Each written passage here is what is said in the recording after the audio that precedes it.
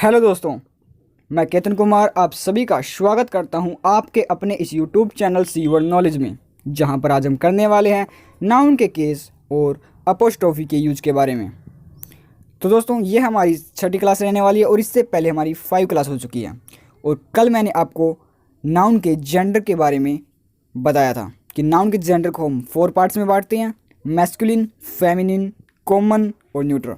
Masculine यानी कि represent mail, मतलब मेल को रिप्रेजेंट करेगा। जैसे एग्जांपल लेता हूँ, मैन, बॉय या किंग, लोयन। फेमिनिन यह रिप्रेजेंट करेगा फीमेल कैटेगरी को, जैसे girl, women, mother, queen. Common gender both represent both masculine and feminine, teacher, doctor, students. Neutral objects को लेकर इसके अंदर चलेंगे। तो आज हमारी क्लास रहने वाली है नाउन के केस के बारे में, यानी कि नाउन के कारक के बारे में। इसे हम 4 काइंड्स में बांटते हैं दोस्तों। एक होगा सब्जेक्टिव यानी कि नॉमिनेटिव केस, सेकंड होगा ऑब्जेक्टिव यानी कि एक्यूजेटिव केस, थर्ड होगा वोकेटिव केस, और फोर्थ हो रहने वाला दोस्तों हमारा पोजेसिव यानी कि जेनेटिव केस। इन सभी को हम एक के बाद एक करके पढ़ने वाले हैं, लेकिन उससे पहले हमें एक टेबल की ओर ध्यान देना होगा। दोस्तों, यह जो टेबल रहने वाली है यह बहुत ही इंपॉर्टेंट होगी, क्योंकि यह सभी पार्ट्स ऑफ स्पीच में हमारे लिए फ़ायदेमंद होने वाली है। इसमें क्या होगा दोस्तों, सब्जेक्ट, पोजेशन और ऑब्जेक्ट तीनों होंगे। जैसे आई का पोजेशन होता है माई और आई का ऑब्जेक्ट होगा मी, तो आई, माई, मी। सब्जेक्ट हुआ वी का पोजेशन अवर और वी का ऑब्जेक्ट हुआ अस, तो वी, अवर, अस। सब्जेक्ट हुआ यू, पोजेशन हुआ यूअर और ऑब्जेक्ट क्या हुआ यू, तो यू, यूअर, यू। इसी प्रकार he, his, him, she, her, it, its, it, they, their, them. यह टेबल आपको याद करनी होगी दोस्तों, क्योंकि यह सभी पार्ट्स ऑफ स्पीच में आपके लिए एक फ़ायदेमंद रहने वाली है। मैं आपके सामने एक एग्जाम्पल लेकर बताता हूँ दोस्तों। यदि मैं आपसे कहता हूँ क्या तुम उसे जानते हो, यदि मैं आपसे कहता हूँ क्या तुम उसे जानते हो, तो बोल कौन रहा है दोस्तों? बोल रहा हूँ मैं, यानी कि आई बोल रहा है, तो मैं क्या हुआ? स्पीकर। तो आई क्या हुआ? अपने आप में स्पीकर हुआ। तो I, my, me, we, our, अस, ये क्या हुआ? स्पीकर हुए। बोल मैं रहा हूँ, सुन कौन रहा है? तुम, यानी कि यू, तो तुम क्या हुए? लिसनर। और किसके बारे में बात हुई है?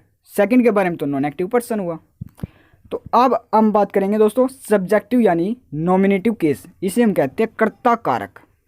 इसमें क्या होता है दोस्तों, noun is used as a subject. इसमें जो नाउन का प्रयोग होगा ना दोस्तों, वो एक सब्जेक्ट के रूप में होगा। जैसे मैं कहता हूँ ही कॉल्ड मी, उसने मुझे बुलाया, या आई लव आईफोन, मुझे आईफोन पसंद है। तो इसमें दोस्तों मैं कहता हूँ हु कॉल्ड मी, तो आपका आंसर होगा ही। इसी प्रकार हु लव आईफोन, तो इसका आंसर होगा आई। तो ही और आई क्या हुए दोस्तों? अपने आप में सब्जेक्ट हुए। तो सब्जेक्टिव केस कर्ता कारक क्या हुआ? ही और आई। इसके बाद आता है दोस्तों ऑब्जेक्टिव केस, यानी कि एक्यूजेटिव केस, यानी कि कर्म कारक। इसमें क्या होगा? Noun is used as an object. इसमें जो नाउन का प्रयोग होगा वो एक ऑब्जेक्ट की तरह होगा। इसी प्रकार जो मैंने पहले एग्जांपल लिए थे, ही कॉल्ड मी, उसने मुझे बुलाया, और आई लव आईफोन, मुझे आईफोन पसंद है। इसी प्रकार मैं कहता हूँ ही कॉल्ड हुम का जो आंसर दे रहा है वो मी, तो मी अपने आप में ऑब्जेक्ट हुआ। और वो आई लव वट, मुझे क्या पसंद है? आईफोन। तो मी और आईफोन क्या हुए? मी और आईफोन क्या हुए? ऑब्जेक्ट हुए। इसके बाद आता है दोस्तों वोकेटिव केस। वोकेटिव केस का मतलब होता है संबोधन करना, मतलब किसी को संबोधित करना, किसी के बारे में कंप्लीट वाक्य को कहना।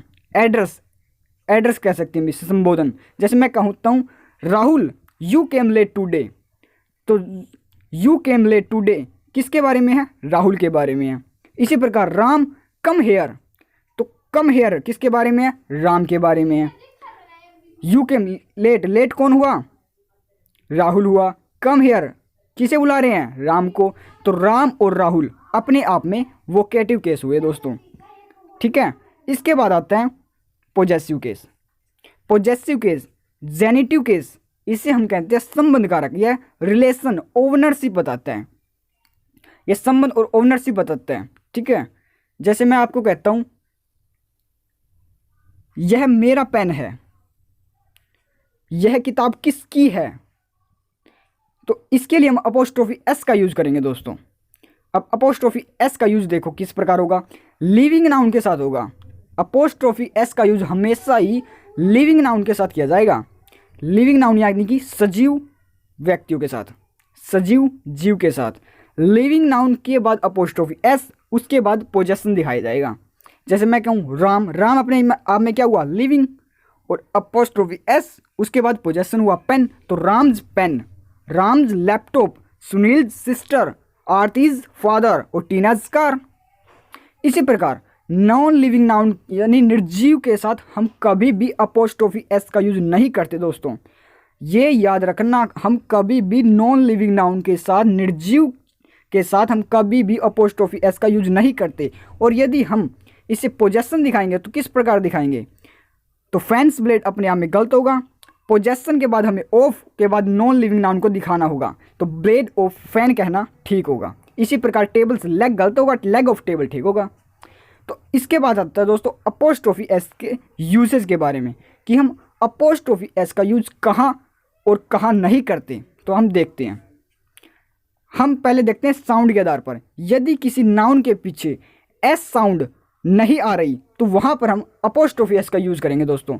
जब नाउन के पीछे एस साउंड नहीं आ रही तो हम वहाँ पर अपोस्ट्रोफी एस का यूज करेंगे।